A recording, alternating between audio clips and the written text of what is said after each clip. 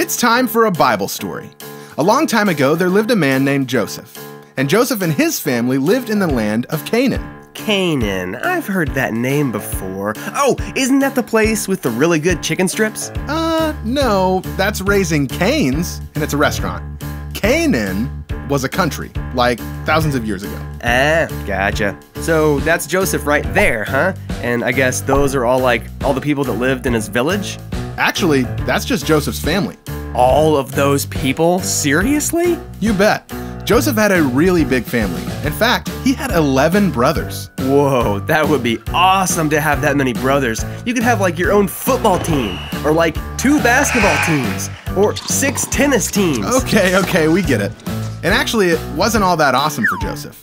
His brothers didn't like him at all. In fact, they kind of hated him. How come? Well, Joseph was his dad's favorite son. His father Jacob loved him like crazy. He thought he was the coolest, best, most awesome kid in the world. Aren't you not supposed to have a favorite kid? That's like parenting 101. Or at least just keep that on the down low, you know? I'm clearly my mom's favorite kid, but you don't hear her blabbing about it all the time. Well, Jacob didn't keep it on the down low at all. He made it very clear that Joseph was his favorite son by giving him a special gift. Ooh, what'd he get? A solid gold Xbox? A diamond-encrusted fidget spinner? An Xbox made out of gold and diamond fidget spinners? No, because those things don't exist. His dad gave him a coat. What? That's kind of a lame present. That's like getting underwear for Christmas. Well, actually, back then it was a pretty special gift. This coat had all these different colors and the fabric was super nice. It was incredible. But of course, not everybody liked this coat that Joseph had. Let me guess, his brothers. Yep. When his brothers saw him get this nice coat, they got super jealous and extra mean to him.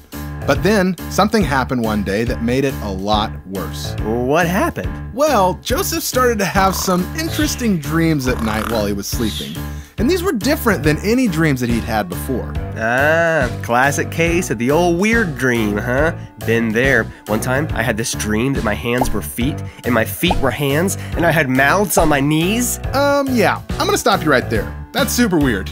Joseph's dreams were not like that at all, but they were still pretty interesting. One night, he dreamed that he and his brothers were working in the field collecting wheat, when all of a sudden, Joseph's bundle of wheat stood up tall, and the bundles that his brothers were collecting all bowed down to it. Whoa, I mean, that's a pretty weird dream. Well, at least he didn't have mouths on his knees. Yeah, you got me there. Another time, Joseph dreamed that the sun, the moon, and 11 stars all bowed down to him. I'm sensing a theme here. Something about things bowing down to Joseph. But what could it mean? Well, here's the deal. These dreams weren't just random. They actually meant something, and they came from God. God gave Joseph those dreams to tell him something, to show him that he had big plans for his life. So what happened next? Well, after Joseph had those dreams, he told his family all about them. Probably not the best idea, dude. Your 11 brothers don't really like you. They probably don't want to hear a dream about them bowing down to you. Did it, make them mad? Oh, yeah. Really mad? Yup. So mad, in fact, that they actually started planning a way to get rid of Joseph. They thought about just killing him. Yikes, that escalated quickly. But then they came up with a way to get rid of him and make some money at the same time. Man, these guys are some serious jerks. No kidding. They all ganged up on Joseph, ripped off his fancy coat, and threw him in a well. Later, a caravan passed by and they pulled him out of the well. Oh, thank goodness. And sold him off as a slave. What? Come on, man. They laughed and counted their money as Joseph was carried off by the slave traders, headed for a life of backbreaking work in a strange foreign land. Man, that's rough. Then, to cover their tracks, they all made up a story to tell their dad. They took Joseph's fancy coat, ripped it to shreds, and put animal blood all over it. They showed it to their father and said that Joseph was killed by a wild animal. And he believed them? Well, yeah. Man, these brothers are just the worst. Never mind, I don't want to be on a football team with these guys. You ever scored a touchdown or made a good play? They just try and kill you. I wouldn't be surprised.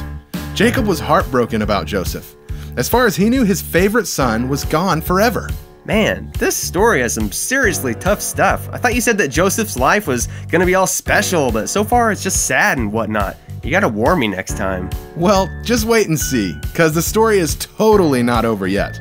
Yeah, Joseph's life started kind of rough, and honestly, it's not all smooth sailing from here. But even when his circumstances didn't look great, God never left him and still had an amazing plan for his life. So wait, that's not the end? Oh no, this story's just getting started. To be continued? Ooh, I like those. Oh man, but now I gotta wait for the next part. You're good. Well played.